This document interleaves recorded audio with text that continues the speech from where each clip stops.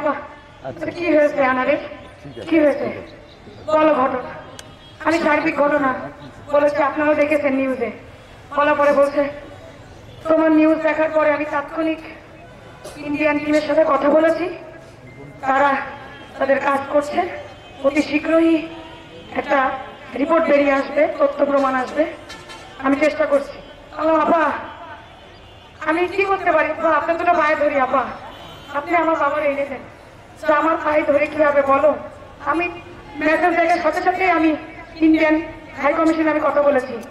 তুমি বলো আমার আমি ফিরে আনতে হবে, এটা আপনি জানেন আপা। বাবা হারানোর কষ্ট আপনি আমার থেকে বেশি জানেন। আপনি আজকে কতটা বছর বাবা হারানোর শোক নিয়ে, বুকে ব্যথা নিয়ে পুরো বাংলাদেশের নেতৃত্ব দিচ্ছেন, মানুষকে ভালো রেখেছেন। উনি আমাকে আশ্বস্ত করেছিল যে ধৈর্য ধরো, আমি দেখতেছি।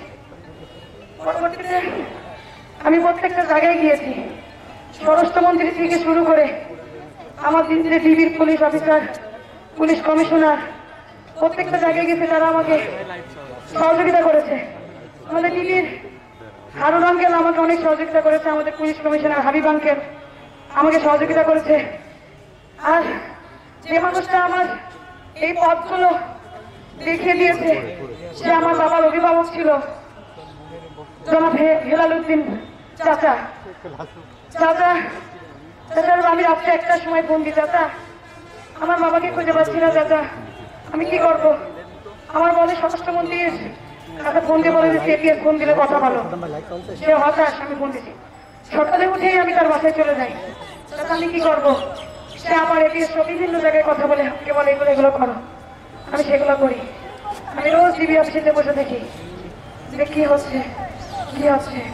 আমি ভেবেছিলাম কেউ কি কিডন্যাপ করলো, ফোনটা নিয়ে বসেছিলাম যদি কেউ কল দেয়, দেখি কেউ আমাকে কল দেয়নি।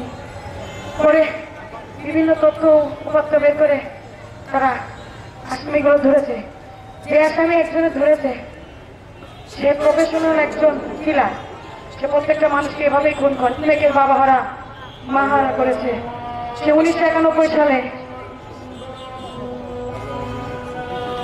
দেখতে পারেন না, আপনারা সবাই এর সর্বোচ্চ বিচারের কথা বলবেন এবং এক টুকরো মাংস আমার হাতে দিয়ে যাক। আমি তার সন্তান, আমার একটাই পরিচয়, আমি আনোয়ার নাজিমের আনারের মেয়ে, আমার আর কোনো পরিচয় নেই।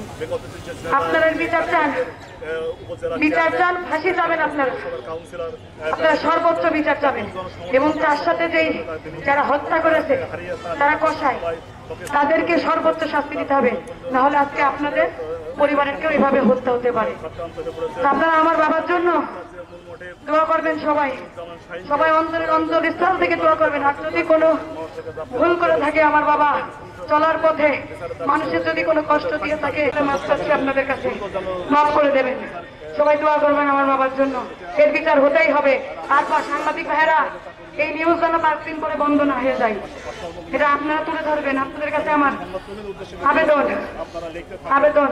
আর কালীগঞ্জের সর্বস্তরের মানুষ আপনারা আমার পাশে থাকবেন, আমাকে সহযোগিতা করবেন, এর বিচার করতে হবে। আমি জানি আপনারা বাবাকে ভালোবাসেন, আপনারা আমার পাশে থাকবেন, আমার বাবার জন্য সবাই দোয়া করবেন, ভালো থাকবেন। আপনারাই আমার অভিভাবক, আপনারাই আমাকে বাকিটা পথ এগিয়ে নিয়ে যাবেন। ভালো থাকবেন সবাই।